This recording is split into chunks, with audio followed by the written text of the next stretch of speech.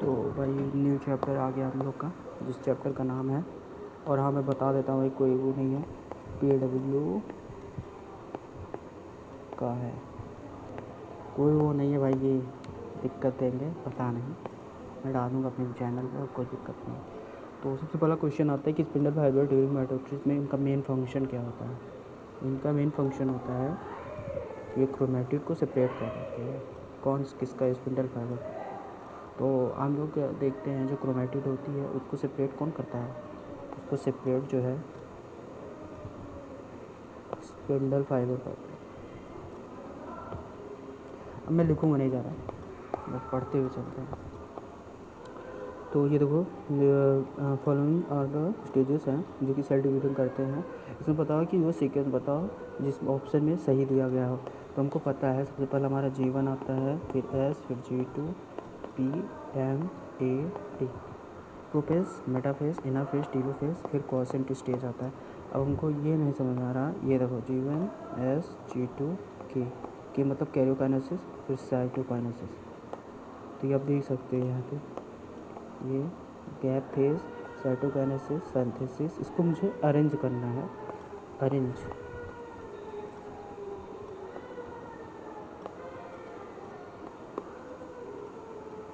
ये जो अरेंज वाले क्वेश्चन थे वही मेरे नीट में गलत हुए हैं।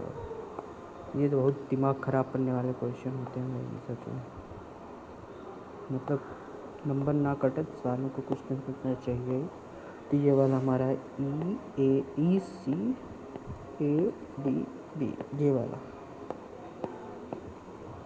यहाँ पर देखते हैं सही से, तो हमारा जो ये सेकंड वाला है, तब सबसे पहला हमारा गैप वन फेस होगा जिसको हम G फेस बोलते हैं। फिर हमारा होगा कौन सा, सिंथेसिस फेज, EC। तो EC यही से आंसर आ गया, EC एक ही में है तो वही आंसर है। अब मैं यही करूँगा अप्रोच कि भाई देखो हो गया। DNA टेक्स प्लेस तो सबको पता है एस फेस में होता है, इसको करने की जरूरत नहीं है। Among the eukaryote replication of DNA takes place in S phase, eukaryote में भी ऐसी फेस में होता है ना, कोई दिक्कत नहीं है। फिर आता है क्वेश्चन ड्यूरिंग G0 फेस है, सेल साइकिल और सेल डिवीजन मेटाबॉलिज्म इनएक्टिव होता है, ये गलत है, वो एक्टिव होता है। उसमें वो अपना एक सलमान भाई की तरह होता है, शादी करनी है या नहीं करनी है उसके ऊपर डिपेंड है। अब मैं ज़्यादा नहीं जाना चाहता, कोई दिक्कत नहीं है। सेकंड वाला बोल रहे हैं कि सेंट्रोसोम जो है अंडरगो करता है duplication during S phase of interphase. Centrosome समझते ही हो भाई, DNA सिंथेसिस एस फेज में। तो सही बोल सकते, पहला गलत है दूसरा सही है, पहला गलत है दूसरा सही है। उसके बाद हमारा आता है ये वाला, तो माइटोटिक फेज है जहाँ पर क्वेश्चनल डिवीजन होगा। G1 फेज में interval between mitosis initiation of DNA replication. फिर क्वेश्चन स्टेज जहाँ पर इनएक्टिव फेज, आप देख सकते हो यही डायरेक्ट आंसर मार के आप आंसर दो, सी का सेकंड। तो सी का सेकंड चौथे में ही है तो वही आंसर हो गया। मेरा यही अप्रोच था, मेरे MCQ मतलब समझ तो मैथ द कॉलम में एक भी गलती नहीं थी, एक भी, मतलब जितने मैथ द कॉलम आए थे 10-12 सभी सही थे, मैथ द कॉलम सही किया था। Which of the following is the question stage है, G0 बस सबको पता ही है। Which of the following question stage, अरे यार नहीं बना। The fruit fly 8 chromosome 2 number and what the 8 cell stage भाई। ये हमारा स्ट्रक्चर आ गया है। आओ खेले मैथ सर ने कुछ करवाया था। DNA कॉन्टेंट इनिशियली टू दो कार्बन का रहा हूँ भाई मैथ, ये सब टू सी टू मतलब दो होते हैं ना, दो का 4 ना, 1 2 3 4, फिर 4 से बराबर कटे, जब 4 से बराबर कटे तो 2 2 हो गए। तो यही है। ये बताओ जो फ्रूट फ्लाई था इस वजह से कैसे हो गया, 8 हो गए और क्या चाहते थे। डुप्लीकेशन ड्यूरिंग एस फेस है। फिर से आया कि भाई तुम्हारा क्वेश्चन वही बोल सकती हो इनएक्टिव फेस है। फिर से क्वेश्चन ही रिवीजन हुआ है और इस बार तुमको करवाया गया है MCQs के फॉर्म में। बता देता हूँ, हरियर है तो SGQ मतलब G0 और ये G1 interval between mitosis initiation of DNA। हमारा ये वाला डी का थर्ड है, सही है, वही क्वेश्चन रिपीट हुआ है। Identify the correct statement G1 and G gap face interface. हमको करेक्ट स्टेटमेंट वो करना है, डिराइव करना है G1 और F फेस का। तो कौन सा आंसर है, मतलब बोल रहा है कि आइडेंटिफाई द करेक्ट हमारा ये पी वाला है।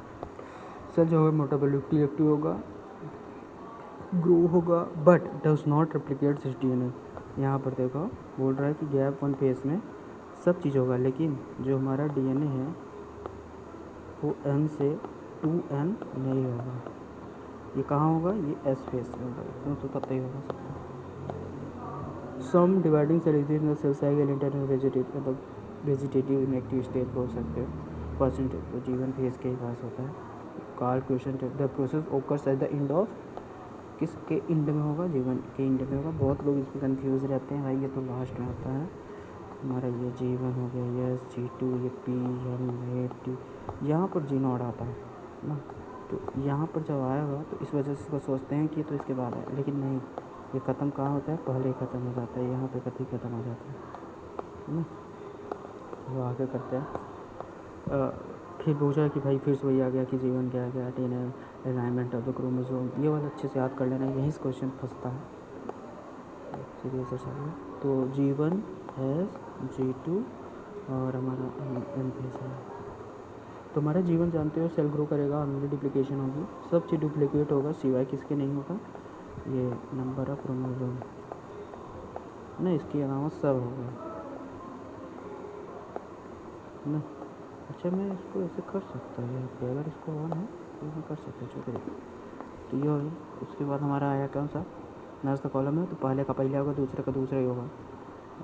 अगर आपको आंसर मतलब का देखना है MCQs में, कुछ नहीं करना मतलब। और कौन